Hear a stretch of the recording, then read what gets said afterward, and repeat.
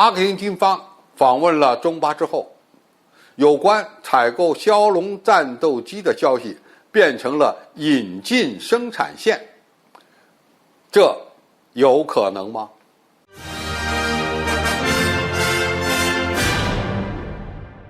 观众朋友、网友朋友，大家好，我是付天少。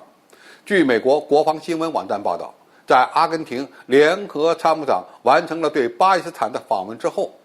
外界期待的枭龙战斗机的交易仍未到来。目前尚不清楚是否取得了任何重大的进展。国安马丁·帕莱奥中将于几天前在伊斯兰堡会见了巴基斯坦空军司令和国防生产部长，而上个月呢，一个由空军飞行员和技术人员组成的代表团在中国对枭龙战机进行了评估，这包括全面的技术评估、模拟器的使用和飞行评估。在最近对巴基斯坦的访问中，阿根廷人可能想了解枭龙战斗机的本土化生产所需要的各项条件。阿根廷的消息人士称，官员们讨论了在该国组装枭龙式战斗机的可能性。除了一些在当地生产外，还有一些零部件由中国和巴基斯坦提供。其军方的官员和政府的官员表示，该国最终希望能够对自己的枭龙战机进行重大修改。阿根廷的智库 CRES 的负责人安德烈称，他不相信阿方此次出访能证明采购枭龙战机的计划即将达成协议。考虑到该国持续的经济危机相当严重，储备严重不足，违约的可能性很高。阿根廷政府倾向平衡武器供应商，也可能会阻碍枭龙的采购工作，因为阿根廷政府更喜欢表达这么一个意向，那就是他与中国和美国维持着同样的距离，希望不会因此而损害这样的关系。何况阿根廷陆军目前正在考虑从中国的兵器工业集团引进8轮驱动的装甲战车，如果这款战车被选中，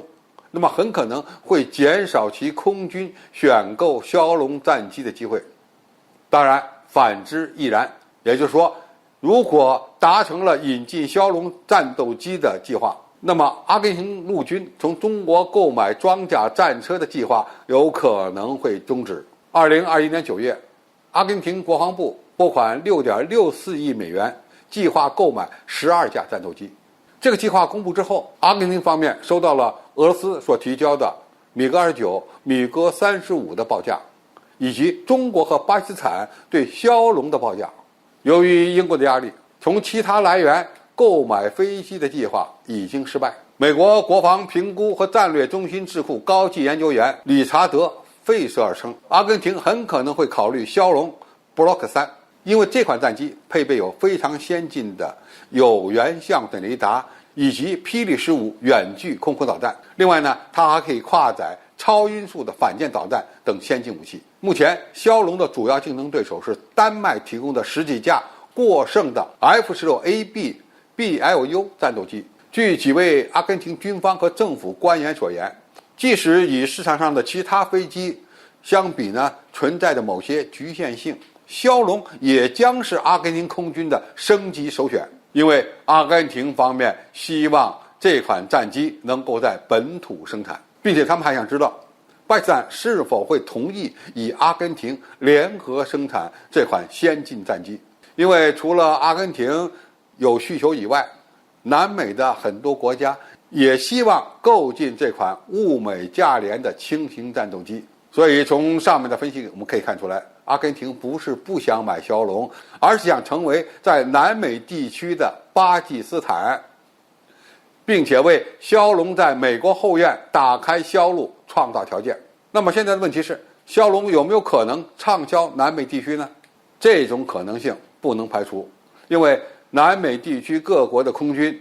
装备普遍比较落后，这些国家更看重战机的性价比，也就是性能非常好而单价非常低。另外呢，这些国家还看重了枭龙战机的另外一个特色，那就是多用途能力。拥有3代半技术水平的枭龙战斗机畅销南美的可能性还是非常大的。南美洲被美国看成是自己家的后院。如果枭龙战机在这个地区为多国服务，那么不仅是英国人，就连美国人也肯定会对阿根廷恨得牙痒痒。好，今天的评述就到这里，谢谢大家收看，我们下期再见。